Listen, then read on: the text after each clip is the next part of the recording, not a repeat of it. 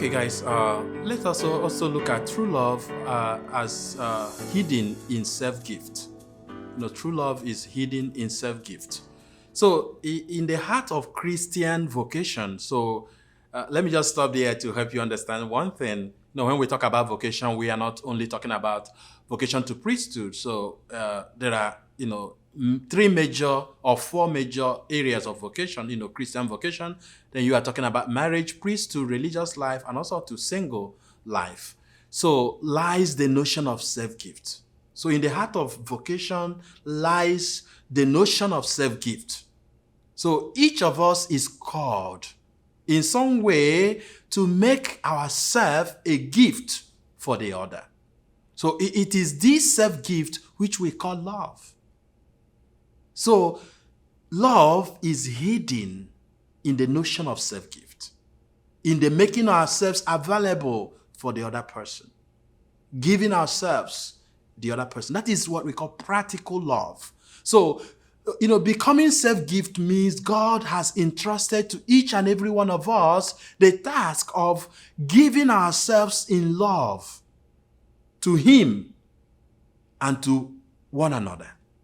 So we are in fact to become increasingly like God, who is in His very essence is self-gift. God in His essence is self-gift. So the Trinitarian love embodied in the three persons giving themselves eternally in love to each other. So, self-gift, which is love, a marriage relationship is the foundation of family life. So without self-gift, then marriage will be, built on a very shaky ground. What makes marriage very strong? And that is one of the things, remember, we talked about even in the Super Saturday. What will make your marriage strong is when both of you understand that your love must transcend from ordinary feelings to the place of self-gift. So, the person who enter into marriage are either man person or woman person. So, as for us Catholics, we do not profess to be gender neutral. So, we believe that masculinity and femininity shapes the entire person, not merely the body. So, but in marriage, the man and the woman are called to a self-gifting of their God-given gender capacities. Both are called to the life of giving and receiving, the life of washing each other's feet through their gender-enabled capacities and natural talents. So it is what we call love in the essence of self-gift, what makes it very practical. So now let us go further by looking at what I called the law of self-giving. So the law of self-giving, as already mentioned, the greatest mystery of love is self-gift. So at the heart of this gift of self is the fundamental conviction that it is in opening myself. It is in opening myself to my beloved that I gain so much more in return. That is the beauty of love. What makes love what it is, and what makes love interesting, is not when I hold back. It is in opening myself to my beloved that I gain so much more. So in case, some people who may be afraid of loving, love gives us more than even we give, in return. So by uniting myself to my spouse, my own life is not diminished, but it is profoundly enriched. Is that not beautiful? That's beautiful. So this is what John Paul II calls the law of ecstasis. The law of ecstasis, or the law of self-giving.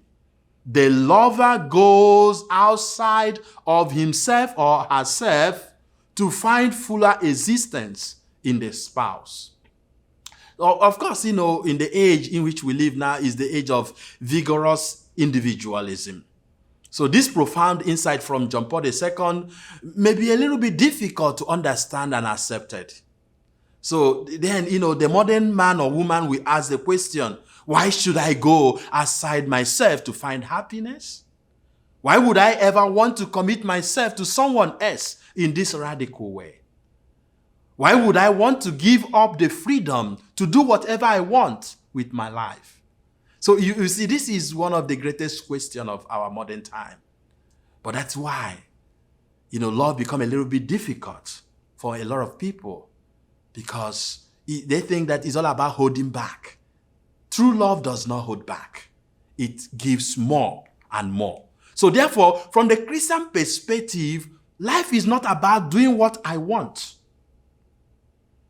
It is about fulfilling my relationship with God and with the people God has placed in my life. So in fact, this is where we find fulfillment in life, in living in the fullness of relationship. So for you and your fiancé who already has begun this journey of discovering God's love for both of you in order to build a strong married life, you got to understand self-gift and be willing to make yourselves as a gift for each other. So true love in self-giving does not diminish us. Let me underline that. It does not. Sometimes there is a kind of fear. So if I give myself, then I will become little. No. Rather, true love enriches us. It gives us more. So therefore, to live in the fullness of relationship, we are called to transcend the need to serve only myself and discover the self-given dimension of love. So there is this kind of movement from only serving yourself, now moving to the place where you will now open yourself to become a gift for your fiancé and of course your spouse, after you must have tied a knot. So this is where we discover a deeper happiness in life. So when we give ourselves in this way, we are living the way God made us to live. Remember, we were created in relationship and we are created for relationship. Only when we know what it means to give ourselves as a gift for the other. So this is how also God lives himself. So God lives in total self-giving. God lives in total committed love. So as one of John Paul II's favorite line from Vatican II documents, there is this document called the Gaudium et Spes, number 24. John Paul II, he underscores that man and woman find himself or find themselves only by making themselves a sincere gift to others.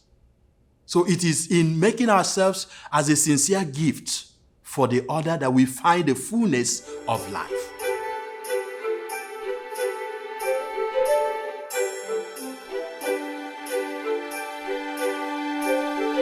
So in this idea of expanded, this understanding of freedom, what freedom really means, because sometimes there are a lot of people who are really worried about, oh, what if I go into marriage? That means, I will no longer be free. That is not true. But it's going to give you another kind of more better understanding of what freedom is all about. Let me use an example, Joe. Joe was able to decide what he wanted to do, when he wanted to do it, and how he wanted to do it. He sets his own schedule. He decides where he lives. He can quit a job and move to another part of the country in an instant. That's all about, being single, making all the decision alone, so as he desires. So he can also keep his apartment messy. He can spend his money however he wishes. And he can eat when he wants, and go out when he wants, and go to bed when he wants. He uses to make decisions on his own. But when married, however, Joe's life will have to change significantly. So Joe must now know that some of the lifestyle that he used to live as a single man must change now that he is married. Decision making will no longer be as he pleases. But he must include his wife in the decisions and must make their family the priority. So this illustration also can go to Jane. So I'm not only using Joe. So you can flip it whichever way, whether it is for Jane or whether it is for Joe. So if one person decide all on his own to quit the job, let's just think that, Jen decided just to quit the job without even making any consultation, without even letting Joe know that, I want to quit my job. Or buy a new car, go on a weekend vacation, or sell the home. This is probably not going to go very well with the other spouse. So they're going to have a very tough conversation. So all the decision that this person used to make for himself or herself as a single must now be made in union with a spouse and with a view of what is best for their marriage and for their family. So there must be that transition. The transition begins from the mind, from where you were and to the place that God wants you to be. So in self-giving love, the man and the woman recognize in a profound way that his life or her life is no longer solely his own or her own. So he or she has surrendered his own will, part of the will, to his beloved.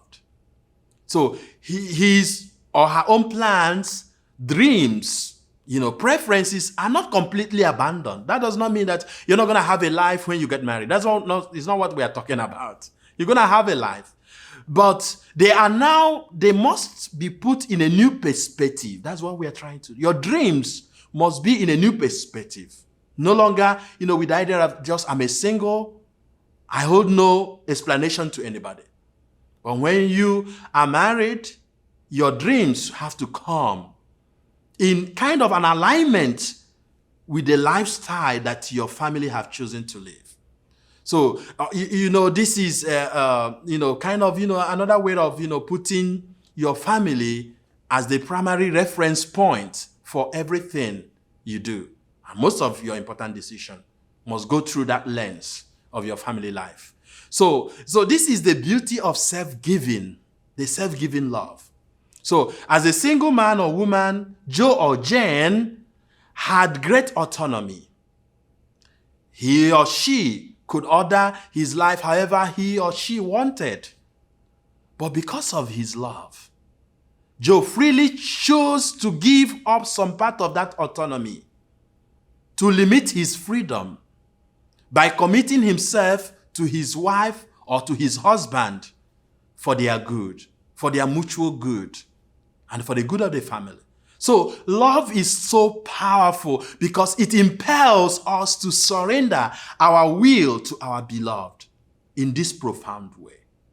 So indeed, your marriage will be much stronger if you and your spouse will keep in front of you this kind of self-giving love that you will sign up on the day you say, I do. That's what is, the vows means, I do. I want to give myself more for you. You're going to be part of my world. I want to invite you so that we can walk on the same direction. So instead of selfishly pursuing your own preferences and desires, so you both must remember that when you made your vows, you freely chose to lovingly surrender your will to the good of your spouse and to your children. That does not make you a slave. Don't get me wrong. It's all about the free will.